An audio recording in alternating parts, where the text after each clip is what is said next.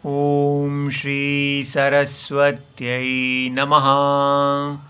नमस्कार। Class number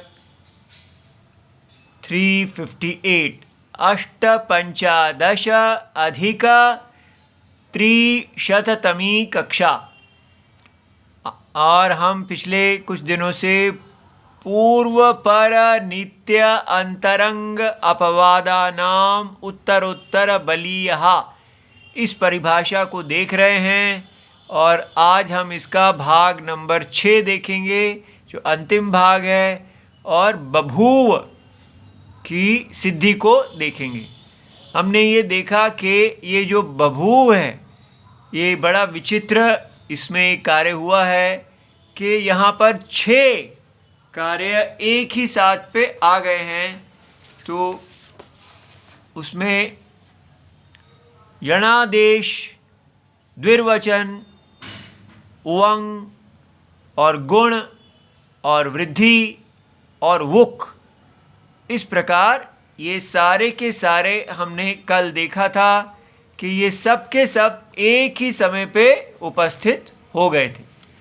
और यहाँ पर द्वित्व जो है वो लिटि धातु और अनभ्यासस्य से प्राप्त था और जो यणादेश है वो इको यणची से प्राप्त था।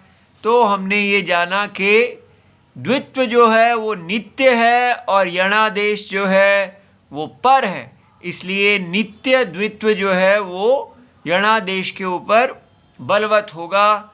और नित्य की परिभाषा हमने जानी कि कृत अकृत प्रसंगी जो है वो नित्यम है। फिर उवंग जो है वो अचिष्णु धातु भ्रवाम योर इवंग उवंगौ से प्राप्त था और हमने ये जाना कि उवंग जो है वो अंतरंग है और नित्य को वो बाधा कर देता है। द्वित्व जो नित्य है और अंतरंग जो था वो था अल्प अपेक्षकम अंतरंगम। और इस प्रकार बहु अपेक्षकम बहिरंगम।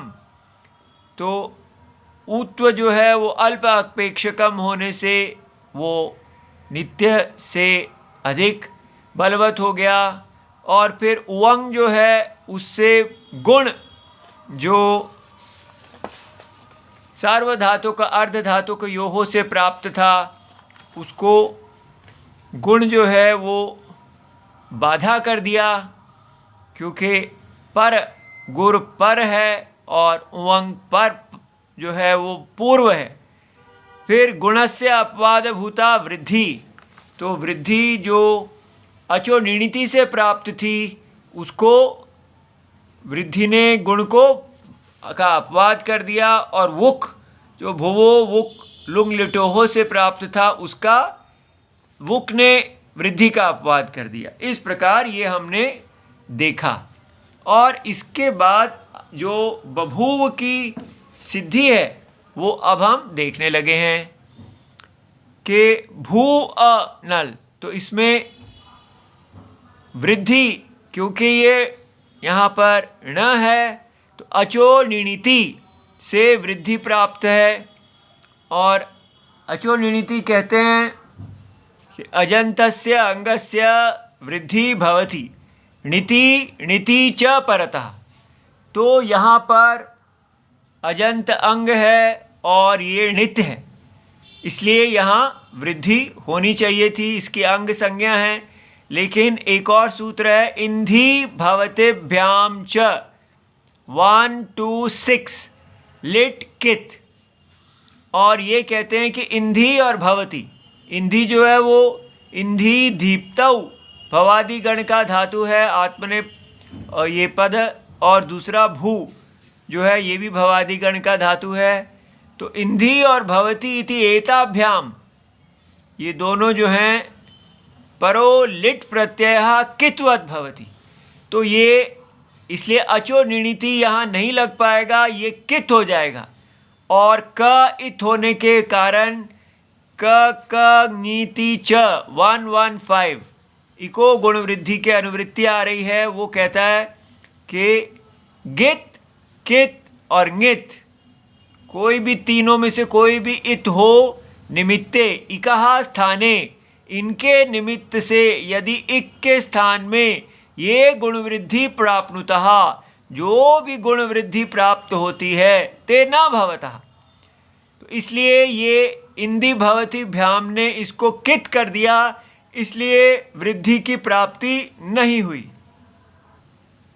पहले जो हमने देखा था वहाँ पर केवल वुक ने सीधा ही वृद्धि का अपवाद कर दिया था, लेकिन क्योंकि ये यहाँ पर विशेष सूत्र हैं, उन्होंने इसका अपवाद कर दिया। अगर नहीं भी होता तो वो जो अपवाद की दृष्टि से कि निरअवकाशो विधि ही, ये एक निरअवकाश विधि है और वो सावकाश विधि है, वो बड़ा क्षेत्र है, ये छोटा क्षेत्र है, इसलिए इसको उसका अपवाद करना था। फिर भुवो वुक लुंग लिटो हो 6488, तो ये कहते हैं कि अचि अंगः अंगस्य अनुवृत्ति आ रही है, भुवः अंगस्य, भू के अंग का वुक आगमो भवति, लुंगी लिटि च अजादौ प्रत्यय परतः, तो लुंग और लिट के अजादि अच से आदि होने वाले प्रत्यय होने चाहिए, तभी भुव जो है उसको अंग को वुक का आगम होता है।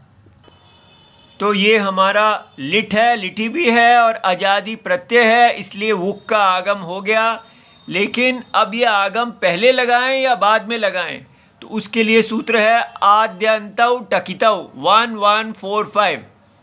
तो ये कहते हैं कि षष्ठी निर्दिष्टस्य, तो इसका निर्देश जो हुआ है वो षष्ठी के लिए हुआ है, भुवः अंगस्य, तो षष्ठी निर्दिश्य टित आगम आदिर्भवति, तो टित आगम जो है वो आदि होना चाहिए, लेकिन ये टित तो नहीं है, कित आगमो अंतिर्भवति, तो इसलिए ये कित है, तो ये भू के बाद में लगाया गया, तो भू वुक अ, और फिर उसके बाद ये द्वित्व आ गया, तो उसके लिए लिटि धातोर अनभ्यासस्य 618 और एकाचो द्वे प्रथमस्य 611, अजादेर द्वितीयस्य 612, ये दोनों की अनुवृत्ति है इसमें।